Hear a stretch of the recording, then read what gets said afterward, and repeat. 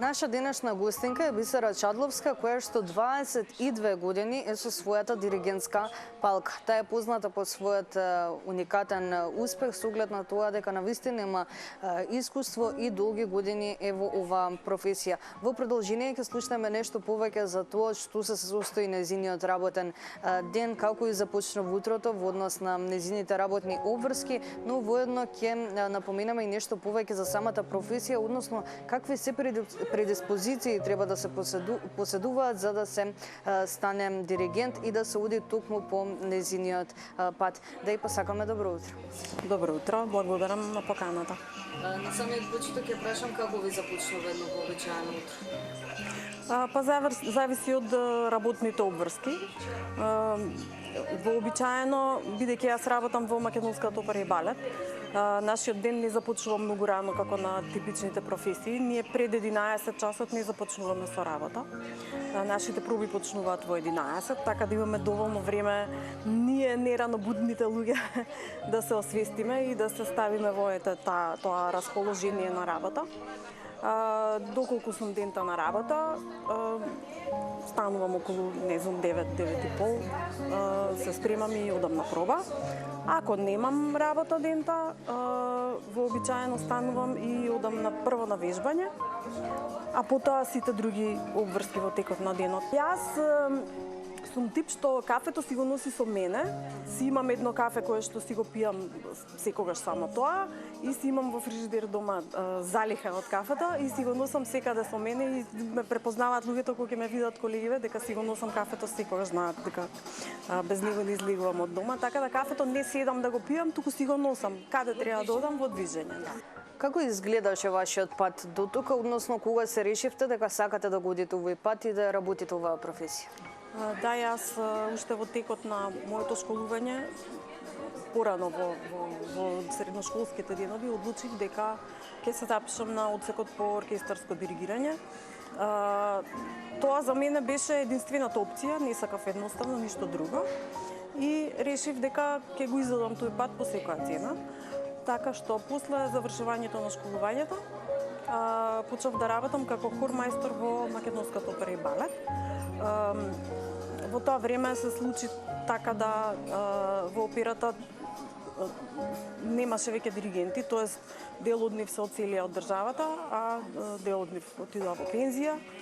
И ете, по игра на случајноста и моја среќа, почнав да влегувам во тие во репертоарот во представите на Македонската опера и балет, прво како хормајстор кој што го подготвува хорот за тие представи и понатаму како асистент диригент и како диригент на тековниот репертоар на Македонската опера и балет и со многу работа, труд, посветеност и жртва, еве денеска сум веќе 22 скоро години диригент во операта.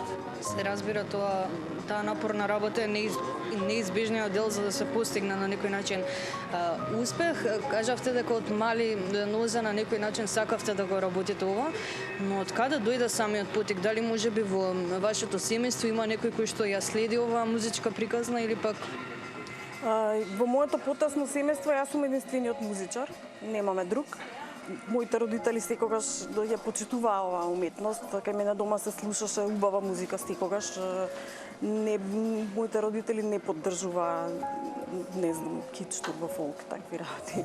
Никогаш не имало тоа кај мене дома и едноставно ме насочија ме однесаа, ме запишаа во нижото музичко училиште, бидејќи мајка ми примети дека сум музикална.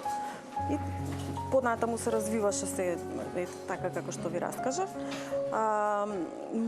Мојата одлука се основаше врз тоа што јас сакам предизвик во животот и секогаш сум сакала доволно комплицирани работи што ќе ме поттикнат да ги решам и да се занимавам со нив. Јас свирев пијано цел живот, од 5 годишна возраст бев во нижото музичко училиште. Меѓутоа не ми беше предизвик да бидам пијанист, едноставно не сакав. Не ми беше желба, не се доживував себе си на сцена како пијанист. А искрено да ви кажам, и не сакав да вежбам по 6-7 часа на ден пијано. Ми беше досадно, искрена да бидам. Меѓутоа, кога се работеше за диригирањето и студирањето на оркестарските партитури, тоа ми беше од секогаш многу интересно. и уживав да го правам и можев со часови да седам и да учам една оркестарска партитура, никогаш не ми беше проблем. И така доста лесно поминав понатаму на факултетот, бидејќи брзо учев и ги совладував тие оркестарски партитури кои што беа потребни за да се дипломира. Така, ете, дојдовме до ова денес. Напоменавте дека сакате предизвици во однос на самиот работен ден и во однос на вашата професија. Потука ќе ве прашам кои се оние предизвици кои што најмногу ви носат задоволство во вашата работа? Совладување на нови партитури, откривање на нови дела, работа на музика која што досега не сум ја среќавала, потешки партитури. Исто ми е предизвик да упаднам во представа. Значи, многу често ми се случувало во текот на годините, поради, не знам, болест на диригент или некој откажал или нешто, да морам да влетам во некоја представа и тоа ми е секогаш многу интересно. Колку што е стресно, мене ми е толку и интересно. Си го давам тој предизвик самата на себе си, дали можам или не можам, а знам дека можам да го направам. Не одбивам работа, не сум пребирлива на таа тема и сакам да работам се што е поврзано со музиката во мојот домен. Во текот на вашата работа сте реализирале над 50 оперски и балетски наслови во Националната опера и балет. На кој дел од вашата кариера сте најгорда? Па сметам дека е се уште рано за еден диригент да каже што е тоа што најмногу го направило горд. Затоа што ние диригентите созреваме подоцна и нашата вистинска уметничка зрелост настапува еве сега во моиве години, да речеме, над 40. Мислам дека има уште многу време за да се одлучам на што, кога ќе погледнам наназад, на што сум била најгорда. Горда сум на секоја моја представа, на секоја моја премиера, на секој мој концерт.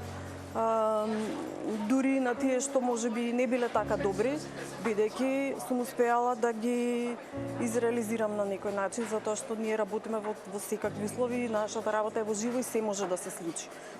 Некогаш може да се случи да сте најподготвени и на крај на настапот да не излезе баш така како што сте планирале, а некогаш од не толку добри проби излегува на настап нешто сосема спротивно.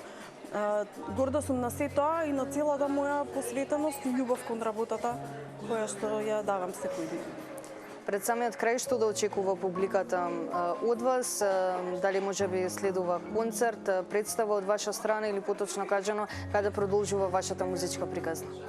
Во моментов јас сум на пауза, бидејќи во операта се одвиваат мајските оперски вечери, кои што традиционално се полни со гости солисти и гости диригенти, бидејќи нели нормално на еден фестивал да се видат и различни мињи од тие што секојдневно настапуваат на нашата сцена. И после тоа веќе се ближиме кон крајот на сезоната. Понатаму, од почетокот на следната сезона, можам да најавам една премиера која што би требало да ја подготвам. Тоа е премиера на оперетата Лилјакот, која што ќе биде во комплетно наша продукција на Македонската опера и балет. За понатаму се очекува и да добијам некои концерти, можеби и во странство, меѓутоа не можам сега да ви кажам точно додека не се изреализираат тие понуди. И останувам како диригент во Македонската опера и балет на моите редовни настапи.